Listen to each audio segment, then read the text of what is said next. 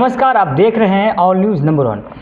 कल पप्पू यादव ने राजद सुप्रीमो लालू प्रसाद यादव जी से मुलाकात किया, जिसके बाद से ही भाजपा जो है लगातार उन पे जो है मतलब लगातार विरोध कर रही है।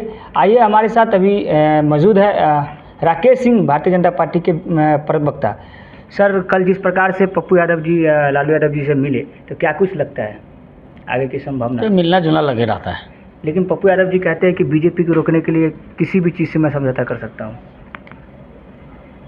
उनके रोकने या उस कहने से क्या होने वाला है? उनके पास है क्या? वो तो बोल रहे हैं कि हम पूर्णिया में दबदारी ठोके हुए हैं, बोल रहे हैं पूर्णिया में पूरा तो करेंगे ही, साथ ही पूरा बिहार में जीरो पर ला देंगे बीजेपी को। भारतीय जनता पार्टी को बहुत लोग आए जीरो पर करने, अपने जीरो के लौट गए। लालू प्रसाद जी बड़े बड़े दावा करते थे, जीरो पर आउट कर दिया बिहार की जनता ने। ये तो शरीर से पहलवान है ना, मिजाज से पहलवान जनता बैठी हुई है, सबका हेकरी ठीक कर देगी। एक सीट न है और एक सीट जो बचा है वो भी जाएगा इस बार।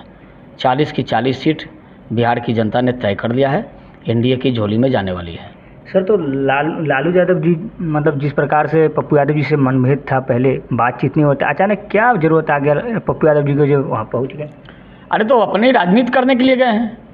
राजनीति में इनकी राजनीतिक कथा का अंत हो चुका है, तो अपनी राजनीतिक कथा को फिर से शुरू करने के लिए लालू जी के यहाँ गए हैं। लेकिन लालू जी को याद होगा, लालू जी को बड़ी गला फाड़ फाड़ के गाली देते थे, कहते थे मैं लालू जी से बड़ा नेता हूँ, तेजस्वी तो बच्चा है। तो लालू जी और तेजस्वी यादव को तय करना है कि ऐसे लोग को साथ लाना है या बाहर रखना है, वो उनकी मर्जी है। लेकिन राजनीति में इस प्रकार के लोगों की दुकान बंद हो चुकी है और राजनीति में अब ऐसे लोग को बिहार की जनता आने नहीं देगी। लेकिन पप्पू यादव जी जिस प्रकार से लगातार भारतीय जनता पार्टी पे हमलावर है, वो तो कह रहे हैं कि मैं रोक दूंगा, और मतलब अब बचा ही क्या है बीजेपी में, इस बार जो है मतलब साफ है। अब बोलने दीजिए, अपनी राजनीति के लिए कुछ बोलते हैं तो बोलने दीजिए, क्या दिक्कत है? उन पर क्या बोलना है? जिसके पास कुछ है ही नहीं, जिसके दुकान में कोई माल नहीं, उस पर क्यों टिप्पणी करें?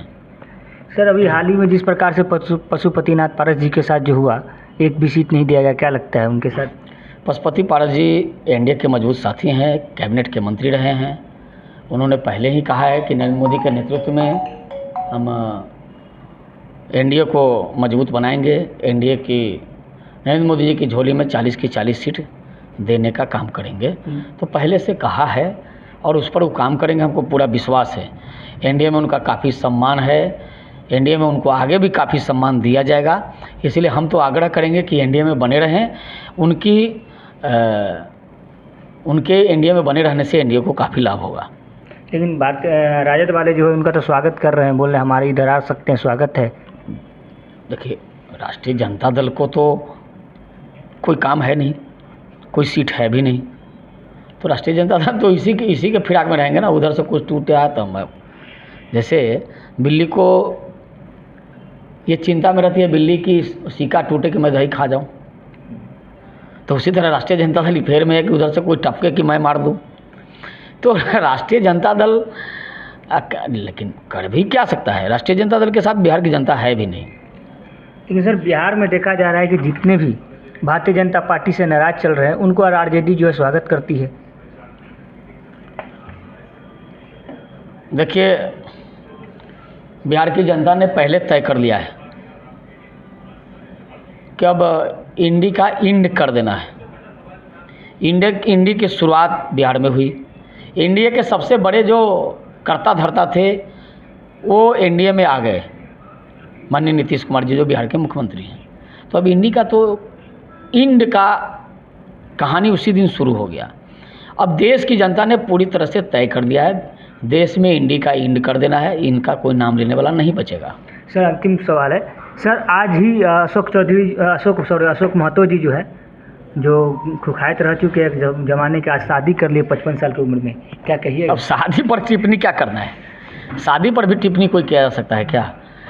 शादी की है, ठीक बात है, शादी करे, और उस पर टिप्पणी हम लोग क्या करेंगे? वो भी शादी उनको लालू जी के कहने पर किए हैं। हाँ, अभी कहने पर किए हैं, किस बात के लिए कहें इसकी चर्चा बड़ी जोर शोर से है। आज तो राबड़ी आवास पे भी पहुंचे अभी तो राष्ट्रीय जनता दल को और संतों की जरूरत है क्या? राष्ट्रीय जनता दल को तो इसी प्रकार के कलयुग में जो तथाकथित संत हैं नामी गिरामी संत हैं, ऐसे लोगों की ज़रूरत है राष्ट्रीय जनता दल को। राष्ट्रीय जनता दल में वैसे ही लोग हैं भी, पहले से पढ़े पढ़े हैं, जो बचा कुचा है उसको भी राष्ट्रीय जनता दल में समाहित हो जाना है। क्या लगाया जा रहा है कि उनके जो धर्म पत्नी है उनको सीट मिल सकता है आरजेडी के तरफ? अब राष्ट्रीय जनता दल और कैसे लोगों को लाएगा? राष्ट्रीय जनता दल तो ऐसे ही लोगों को न टिकट देगा। राष्ट्रीय जनता दल को दूसरे लोगों की क्या ज़रूरत है? उनको तो बिहार भर के जितने भी तथाकथित संत हैं, राजनीति में आने वाले संत, ये दुर्दांत संत सब, यही सब न उनकी पार्टी के मेंबर होंगे, चुनाव लड़ेंगे, एमएलए बनेंगे। ये सब ऐसा ही लोग उनकी पार्टी में आने वाले हैं। दूसरे लोग पार्टी में नहीं आने वाले। लालू जी की शोभा ही यही है। लालू जी इसी के लिए जाने जाते हैं, और अपने तो जाने ही जाते हैं, अब बेटों को भी उसी में लपेटने जा रहे हैं। बेटों को भी यही संस्कृति दे रहे हैं। बेटों को इससे बाहर निकालने का काम नहीं किया, बेटों को अच्छे राजनेता बनाने का काम नहीं किया। उनको भी ये भ्रष्टाचार, ये राजनीतिक संत, इन सब से मिलवाने का काम किया है। इसलिए राष्ट्रीय जनता दल के चाल चरित्र चेहरे में कोई सुधार नहीं होने वाला है। तभी थे हमारे साथ राकेश सिंह जी, बीजेपी के प्रवक्ता थे। इन्होंने तमाम जो सारी बातें चल रही थी अभी फिलहाल राजनीतिक गलियारे में, सारी बात पर अपनी स्पष्टीकरण कर दिए हैं। आप देख रहे हैं ऑल न्यूज़ नंबर 1। मैं अर्पित कुमार, पटना से।